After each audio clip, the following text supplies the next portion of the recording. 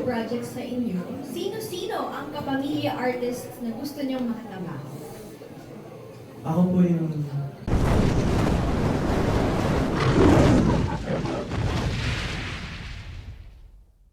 ex-housemates po ng pamilya. Then, gusto ko po sila makatrabaho. Oh, yung kapuso ayaw mo. Ay, sabi niyo po kapamilya. Siyempre, kapamilya siya. Kapamilya lang, oo. Kasi Yung tanong kapamilya lang eh. Yung Yung tanong po kapamilya lang. Hindi, yung question kasi guys, so sumunod lang sa Miguel.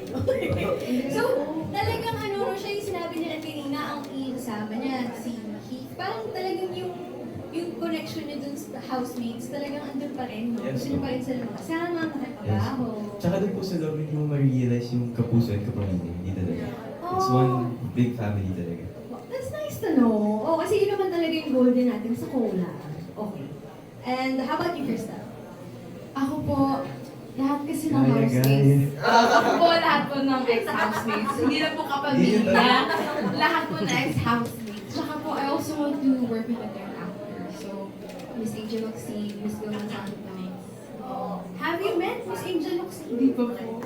Ano ba yan, Joaquin? Para saan pag magkaibigan kayo? Kasi, lagi ko siyang inaaya, lagi siyang nasa bahay. Ayun lang. Homebody. If you know Crystal as a person, it's like, she values her own self. But, yo, if you wanna hang out, Kaya pa. no problem. Ayun na eh, oh, dyan na eh. Okay. That is for Crystal and Miguel lang. Okay, ito naman ay